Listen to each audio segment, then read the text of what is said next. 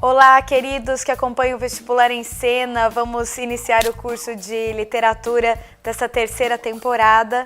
Obrigada por continuar conosco. Seja bem-vindo, quem está chegando agora. E eu começo fazendo alguns agradecimentos a você que nos acompanha no Apoia-se. Para quem não conhece, o Apoia-se é uma plataforma de financiamento coletivo. Você pode contribuir conosco mensalmente, o valor que for mais apropriado a você. Isso para nós é incrível, porque dá condições para continuarmos com nossas aulas aqui no canal do YouTube. Eu vou agradecer para aqueles que estão contribuindo no momento, a Maria Clara Nogueira, obrigada, a Lili Cursino, ao Lucas Eras, a Silvana Pierro, Breno Furini, ao Lucas Tolentino, ao Lucas Bustamante e Ariel dos Santos. Muito obrigada, a ajuda de vocês é extremamente válida para nós. Sem essa parceria não poderíamos continuar. A nossa primeira aula dessa terceira temporada vai tratar de figuras de linguagem, um recurso expressivo muito importante, tanto para você treinar suas habilidades de leitura de poema, de romance, quanto para fazer a sua redação. Vamos para a aula! Queridos, aproveito aqui para dizer a vocês, para curtir, para compartilhar as nossas publicações, os nossos vídeos, nos acompanhar no YouTube, na página do Face, no Instagram. E claro, inscreva-se, né? Clique no sininho para ter as novidades, as notificações. Vamos lá, a gente vai falar de figuras de linguagem, infelizmente. Não vou falar das 25, que são mais ou menos 25 figuras sempre citadas, não dá tempo de falar de todas, mas vamos falar de algumas muito importantes, com base na prova da FUVEST. Mas lembrando, figuras de linguagem também cai demais no Enem, praticamente todo ano, na Unesp também, tá certo? De modo geral, mas eu estou citando aqui FUVEST, Enem e Unesp, tá certo? No caso da FUVEST, algumas figuras se repetem e principalmente num texto, o romance Memórias Póstumas de Brás Cubas, do Machado de Assis, a obra que inaugura o realismo brasileiro. Quase todo ano a FUVEST escolhe um fragmento de texto para trazer para você lá, na primeira fase geralmente, dentre as alternativas, várias figuras. Mais para frente aqui na aula, vamos usar uma questão da FUVEST, ok? O Machado de Assis, que eu acabei de citar aqui, é muito habilidoso com a linguagem, então usa algumas figuras como metáfora, ironia, preterição, antítese, que serão base para a nossa aula também. Na verdade, falaremos de 6 figuras, anote aí. Metáfora, ironia, preterição, antítese, hipérbole e eufemismo. Vamos começar com essa figura que é básica, a metáfora. Nada mais é que uma comparação implícita, subjetiva, que deve ser, portanto, interpretada.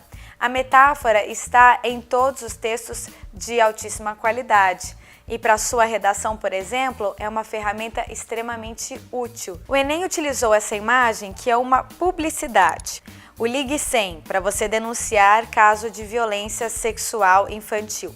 Você tem aí uma espécie de bicho-papão, dentro dele está escrito: para algumas crianças o pesadelo chega antes do sono. O pesadelo pode ser um símbolo negativo, principalmente para as crianças.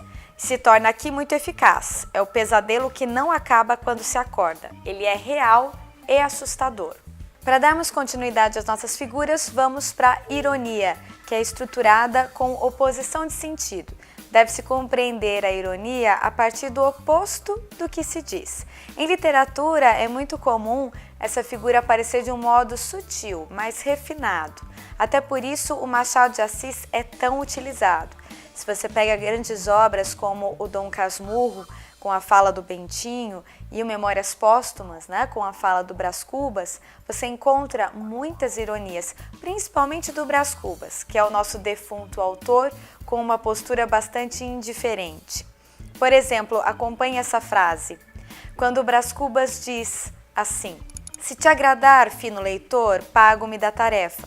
Se te não agradar, pago-te com um piparote e adeus. Aqui fica o desprezo e a ironia sutil do defunto autor que escreveu suas memórias e nos diz que, se nos agradou, bem, se não, amém. Veja, Aqui ele nos chama de fino leitor. Não que ele ache isso sinceramente, honestamente, mas fica uma ironia bastante expressiva, que é a função das figuras de linguagem em si. Outra figura estruturada por oposição de sentido é a preterição. Preterir é desprezar, ignorar. Portanto, a preterição está pautada naquilo que a gente finge desprezar quando na verdade já está falando a respeito. O Brás Cubas faz isso bastante. Não à toa, a FUVEST cobrou justamente essa figura de você. Acompanhe o fragmento de texto escolhido pela FUVEST. Capítulo 108, que se não entende. Eis aí o drama. Eis aí a ponta da orelha trágica de Shakespeare. Esse retalhinho de papel, garatujado em partes, machucado das mãos, era um documento de análise, que eu não farei neste capítulo, nem no outro, nem talvez em todo o resto do livro.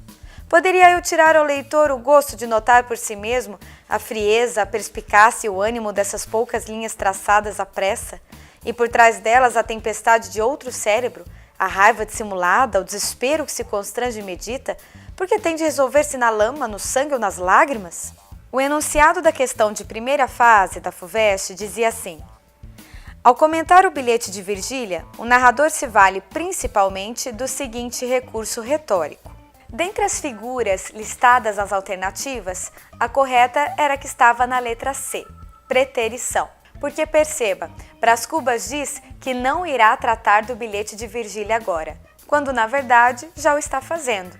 E ainda ironicamente coloca que não tirará esse gostinho de nós leitores. Ele não está nem aí para nós leitores e já emenda a falar sobre a sua grande amada. Nossa próxima figura é a antítese, também por valores opostos. Antítese é quando a gente aproxima termos de sentidos opostos, mas sem causar a contradição.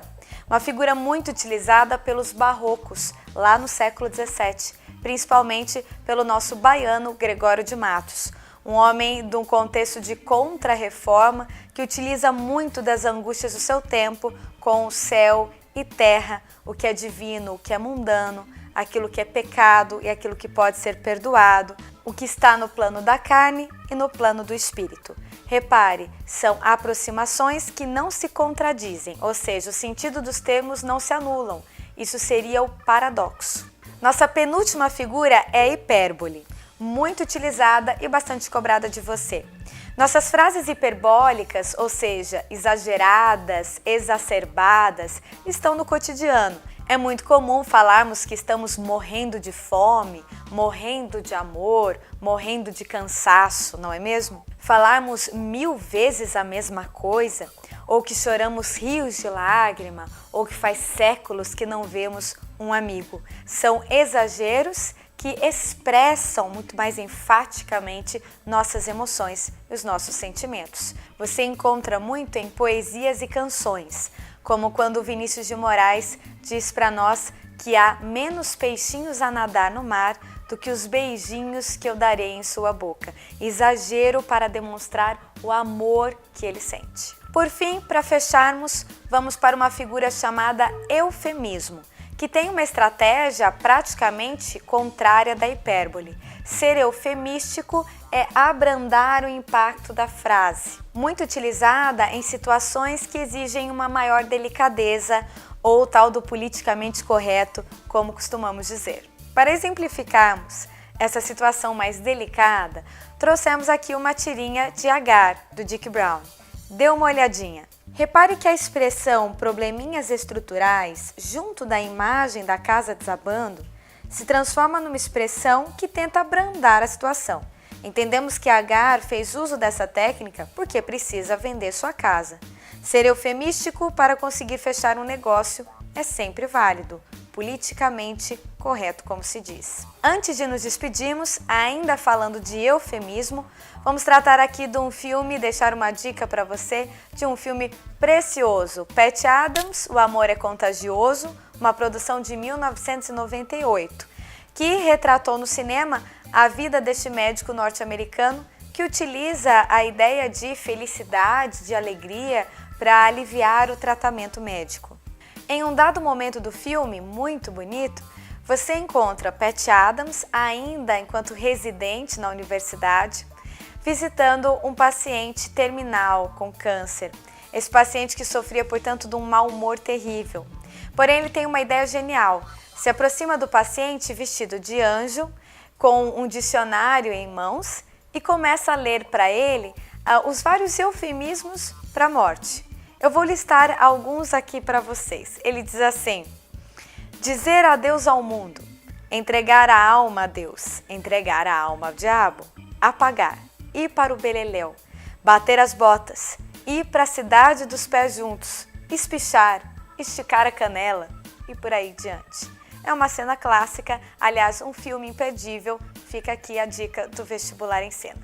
Espero que esse gostinho sobre figuras de linguagem tenha ajudado vocês. Em outros momentos, ao longo das análises de obras literárias, a gente volta a falar sobre esse assunto.